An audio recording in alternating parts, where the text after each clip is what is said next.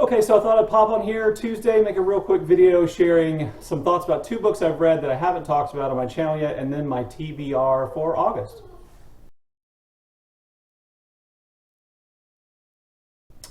So I read Razorblade Tears by S.A. Cosby right at the end of June and July, and somehow or another I forgot to talk about it on my channel. So let me just really quickly say and echo what so many other people have said, and that this is a really, really good book. It is a thriller in which two fathers who didn't know each other before, one black, one white, decide to investigate the death of their two gay sons who were killed at the same time because they don't believe the police are doing anything about it. And it is a thriller. It involves race, racism, a tremendous amount of violence, vengeance, justice, regrets. All those kind of things are rolled into the story. It is not one of those books I spent a lot of time parsing the language or thinking about. It was a roller coaster ride, really quick, really intense thriller, and I really, really enjoyed reading it. I don't have anything to say, any social commentary to make about its subject or about the characters or anything like that. I believe some other people have done that on their channel. I would just say, from a strictly thriller enjoyment point of view, I found the book to be incredibly engaging and enjoying, and just some really great writing, particularly descriptions of violence, creation of characters who are not, incredibly original characters necessarily, but really kind of nuanced versions of perhaps of stock characters that you might think about or you might know about from television or other books. I just really thought it was really entertaining and fun, and so I would definitely encourage people, if you're the other person who hasn't read that book besides me, go ahead and pick it up. It is a good, enjoyable, fun, disturbing, violent, thrillery read. The other book I read, I just finished today, and that is Mrs. S by Kay Patrick. Now, Kay Patrick is an up-and-coming author in Great Britain. I believe she was just voted one of the, 23 authors to watch in 23 or something like that. And this is the only book I've ever seen by Kay Patrick or read. And I believe I saw Jen the librarian recommend this book on her channel at some point. That could be completely wrong. I saw that Charlie Brooke Reads is reading that this month, and I saw Bob the Booker give a brief review of this book today in his video, I believe, Saturday or Sunday video as well. And so I just want to do a really quick review of this book. So this book starts off as kind of with a lot of things that feel like tropes. It's set at an all-girls boarding school in the English countryside, and kind of like an intimidating geography. Our main character, whose head we're inside of the entire book, is a young gay woman, and the kids, who are always referred to as the girls, capitalized, no names are used, seem to know all about her. They seem to giggle about her. They seem to suspect that she is gay, and that can cause problems. There's a little bit of the boarding school kind of meanness and rivalry and stuff like that, but not a whole lot. Most of the book is from the head of this young woman, who is essentially working as like a head of house at a boarding school. Her job is mainly discipline, keep the girls in at night, do those kind of things, oversee their, study periods and things like that, and then whatever else they wanted to do. And this young woman falls quickly into love obsession with Mrs. S, who is the wife of the schoolmaster, who is a man. And so it feels like there are a lot of kind of tropey things that you may have seen in other books here, but I promise you this book is different. Number one, it's written in a stream of consciousness style, but stream of consciousness almost like I've never seen it before, where literally it is like just popcorn ideas and popcorn descriptions and kind of popcorny conversations that are included, and observations and descriptions of nature and people and events and moods and things like that, which is really, really well done. Because it's that kind of stream of consciousness thing, though, you do have to be paying attention. There are no conversation marks in the book. There are no quotes. There's no he said, she said, this person said. It's just like you were hearing it. You're hearing other people speak. You're hearing what the main character says, and you are aware of the main character's thoughts. And she quickly becomes obsessed with Mrs. S.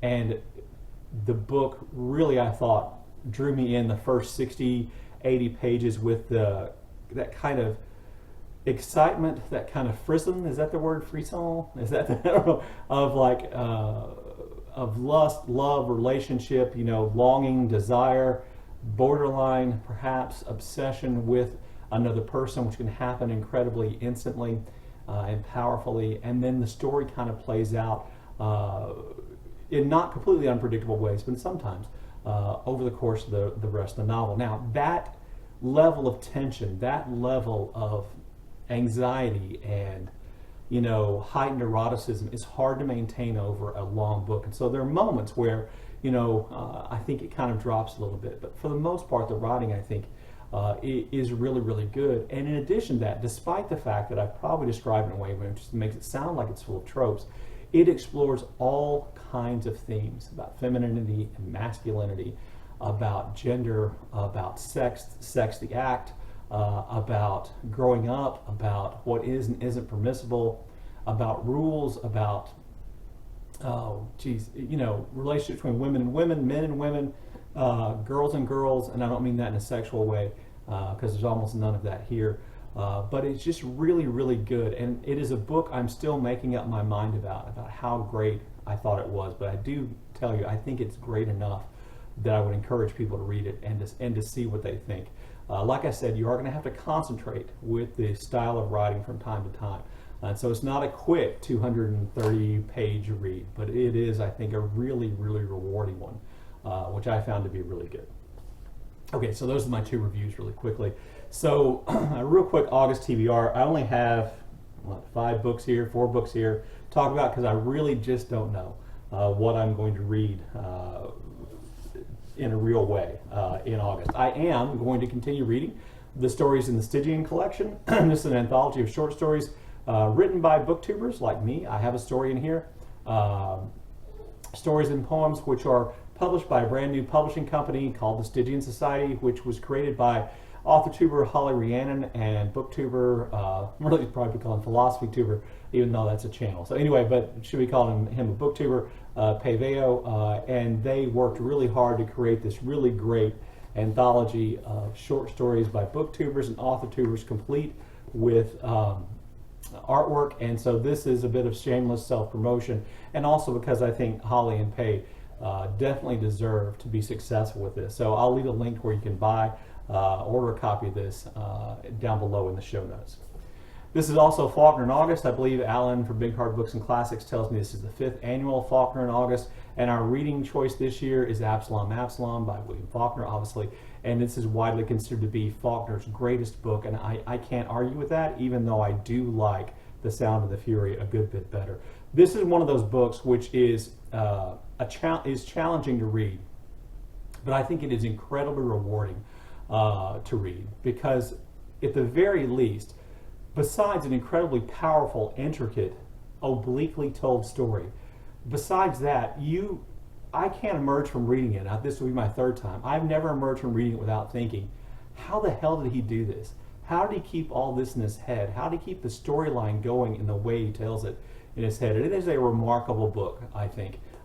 It is, as I said, challenging to read, but that's the great thing about Faulkner in August. You can read it along with a group of booktubers. The hosts of Faulkner in August this year are Alan from Big Hard Books and Classics, Roz from Scaladanley About the Books, Una and Crypto from the Codex Cantina, Greg from Another Bibliophile Reads, and Hannah from Hannah's Books. I'll leave links to their channels down below, and to some announcement videos probably, if I remember to put all that in. But if you want to join us, you can contact one of those hosts and they'll add you to the Voxer group. You can leave me your Voxer handle in the comment section down below, and I'll add you to the Voxer group as well. But we are definitely reading that. And there's a schedule, by the way, a reading schedule, which I'll put up right now. Anyway, if you want to join us for Faulkner in August, please do that.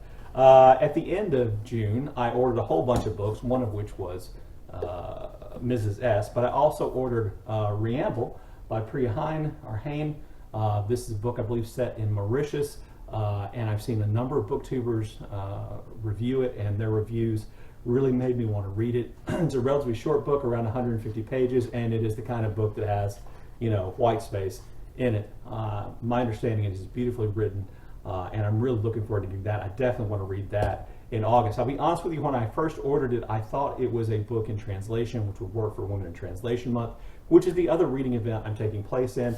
And I've just really picked just one book for reading for Women in Translation Month this year that I for sure want to get to, and that is the collected works by Lydia Sandgren, translated by Agnes Broome. I saw this book on Sean the Book Maniac's channel. This was his read of the year so far, I believe. That is high praise indeed, and I immediately added to the list of books that I want to read. Women in Translation Month has been one of the most rewarding reading experiences I've had on BookTube, and so I'm really looking forward to getting to that. And then, if you've been watching my channel, you know I still haven't finished Tomb of Sand by Geetanjali Shree, which I intend to finish. By the way, it's translated by Daisy Rockwell. I still have about 220 pages of this to go. I am determined to finish it, even though I will tell you that it is not so far, even more than halfway through, a book that is necessarily a book I consider a me kind of book. But I want to read it because I want to see, I want to know why so many other people have responded to it, and then maybe even why I never do. But I do intend to get to that. That will be another book for Women in Translation Month. And then if all reading goes well, in August, I may slip in one more book for Women in Translation Month because I would really like to do that. Or if I give up on Tomb of Sand, finally I will. Anyway, if you have thoughts about any of these books or anything I've said in this video, please leave them in the comment section down below. And as always, thank you for watching.